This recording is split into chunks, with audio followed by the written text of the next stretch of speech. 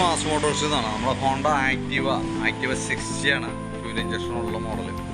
Starting complaint ആയിട്ട് നമ്മൾ പോയി എടുത്തു സെൽഫ് അടിച്ചിട്ടും സ്റ്റാർട്ട് ആവണ്ടായില്ല, കിക്കർ അടിച്ചിട്ടും വണ്ടി സ്റ്റാർട്ട് ആവണ്ടായില്ല.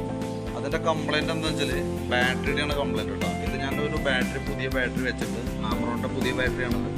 പുതിയ ബാറ്ററി വെച്ചിട്ട് നമ്മൾ സ്റ്റാർട്ട് ചെയ്യുന്ന വർക്കിംഗ് ഒക്കെ പക്കയാണ്. ഇതിൻ്റെ ബാറ്ററിയാണ് ഈ ഇരിക്കുന്നത്, ടാറ്റയുടെ ബാറ്ററിയാണ്. നമ്മൾ കണക്ട് ചെയ്യുമ്പോൾ ഓൾറെഡി ഉണ്ടല്ലോ നമുക്ക് അതിനകത്ത് ഈ ഡിസ്പ്ലേ തെളിയാനുള്ള ഡിജിറ്റൽ ഡിസ്പ്ലേ തെളിയാനുള്ള പവർ ബാറ്ററി ചെയ്യാം. അപ്പോൾ നമുക്ക് ബാറ്ററി വെച്ചാലാണ് പ്രോപ്പറായിട്ട് വണ്ടി ഉപയോഗിക്കാൻ പറ്റുള്ളൂ. പിന്നെയെന്ന് പറഞ്ഞാൽ ഈ മോഡൽ വണ്ടി ഇത് ഫ്യൂൽ ഇഞ്ചക്ഷനുള്ള മോഡലാണ്. അതായത് പ്രോഗ്രാമിൻ്റെ FI ഉള്ള വണ്ടിയാണ്. സെൻസറുകളാണ് ഫുള്ള്. അപ്പോൾ സെൻസറുകളൊക്കെ കറക്റ്റ് ബാറ്ററി സപ്പോർട്ട് ഉണ്ടെങ്കിലാണ് അത് പ്രോപ്പറായിട്ട് വർക്കാവുള്ളൂ. ഇതിൻ്റെ ഒരു പ്രത്യേകത വെച്ചാൽ ഈ മോഡൽ വണ്ടി BS6 മോഡൽ വണ്ടികൾ ബാറ്ററി ഇല്ലാതെ ഒരു കാരണവശാലും ഉപയോഗിക്കാതിരിക്കുക.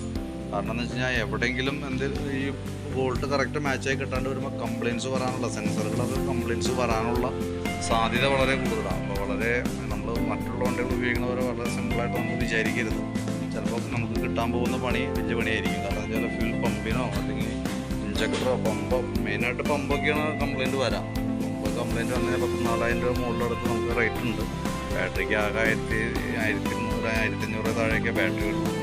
അപ്പോൾ സ്വാഭാവികമായിട്ടും ബാറ്ററി ചാർജ് കുറവാണെന്ന് പറഞ്ഞാൽ അപ്പോൾ നമുക്ക് അതിനകത്ത് സിമ്പിളിലൂടെ അറിയാൻ പറ്റും. ഇഞ്ചക്ഷൻ്റെ ഫ്യൂൽ പമ്പിൻ്റെ ആ ഇത് തെളിഞ്ഞ് വരും. കാരണം നമ്മൾ സെൽഫൊക്കെ അടിച്ച് സ്റ്റാർട്ട് ചെയ്യുന്ന സമയത്ത് ഉള്ളിൽ ഒരു ലൈറ്റ് ഉണ്ട്. ഇത് ശരിക്കും ഉണ്ടെങ്കിൽ ഇപ്പോൾ ഓണായിട്ട് ഇത് തെളിഞ്ഞിട്ട് കിട്ടും.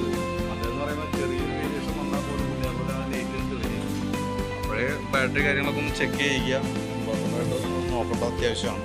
പിന്നെ നമുക്കതിൻ്റെ എൻജിൻ ഓയിൽ ചെക്കപ്പാണ് പറഞ്ഞിരുന്നത്. അപ്പോൾ ഞാൻ അഴിച്ച് നോക്കുന്ന സമയത്തുണ്ടല്ലോ ഓൾറെഡി നല്ല രീതിയിൽ കളർ ചേഞ്ച് കാണുന്നുണ്ട്. അതിൻ്റെ ഉള്ളിലേക്കൊക്കെ നോക്കുമ്പോൾ നല്ല രീതിയിൽ കളർ ചേഞ്ച് കാണുന്നുണ്ട്. അതിൻ്റെ ഓയിലിൻ്റെ കളർ നമ്മളിപ്പോൾ ജസ്റ്റ് നോക്കുന്നുണ്ടല്ലോ നല്ല രീതിയിൽ ബ്ലാക്ക് ആയിട്ടുണ്ട്. നമുക്ക് ആകൂടി 600 മില്ലി ഓയിലുള്ളൂ ഇതിനകത്ത്. ഇതുണ്ട് അത്രയും കളർ ചേഞ്ച് വന്നിട്ടുണ്ട്. സാധാരണ സ്കൂട്ടറിൻ്റെ ഒന്നും ഇത്രയും കളർ ചേഞ്ച് വരില്ല. കാരണം കറക്റ്റ് ടൈമിലാണ് മാറണമെന്നിട്ട് ഈ കാര്യമായിട്ടുള്ള വേരിയേഷൻസ് കളറിൽ വരാറില്ല സാധാരണ. ഇത് ഓയിൽ ചേഞ്ചിൻ്റെ ടൈം ആയിട്ടുണ്ടെന്നുള്ളതാണ് നമുക്ക് പ്രത്യക്ഷത്തിൽ നമുക്ക് കളർ നോക്കിയിട്ട് പറയാൻ പറ്റാം. 100% നമുക്ക് കളർ നോക്കിയിട്ട് പറയാൻ പറ്റില്ല. കാരണം ചില കേസിൽ ഈ പറഞ്ഞ രീതികളെ പുതിയ ഓയിൽ പോലെ കിടക്കും. പക്ഷെ എന്നാലും 3000 കിലോമീറ്റർ ഓടിയിട്ടുണ്ട്. ഒരു പ്രാവശ്യം ഓയിൽ മാറ്റിക്കഴിഞ്ഞാൽ അടുത്ത 3000-ലാണ് നമുക്ക് ചേഞ്ച് ചെയ്യേണ്ടി വരുന്നത് കേട്ടോ. പിന്നെ അതിൻ്റെ ഈ ആക്സിലേറ്ററിൻ്റെ ദീസയിൽ വന്ന യോക്ക് ലൂസായിട്ടുണ്ട്. അപ്പോൾ അതും കൂടി നമ്മൾ ടൈറ്റ്നെസ് പറഞ്ഞിട്ടുണ്ട്. അപ്പോൾ അതും കൂടി ചെയ്യണമെന്ന്. പിന്നെ ബ്രേക്കൊക്കെ ഒരാൾക്കും കുറവുണ്ട്, അതൊന്നും സെറ്റ് ചെയ്യുന്നുണ്ട്. വേറെ വർക്കുകളൊന്നും പറഞ്ഞിട്ടില്ല കേട്ടോ. അപ്പോൾ ഞാനിതിൻ്റെ ഈ ബാറ്ററി എഞ്ചിൻ ഓയിൽ ലെസ് നോക്കിയിട്ടൊന്ന് പറയാം. ബാറ്ററി എഞ്ചിൻ ഓയിൽ ഇതേപോലെ തന്നെ ഫ്രണ്ട് ഹാൻഡിലിൻ്റെ ഇവിടുത്തെ എല്ലാം പെടുത്തിയിട്ടുള്ള ഒരു എസ്റ്റിമേറ്റ് നോക്കിയിട്ട് അതിൻ്റെ ഡീറ്റെയിൽസ് ഒന്ന് വാട്സാപ്പിലേക്ക് ഒന്ന് സെൻഡ് ചെയ്ത് തരാം.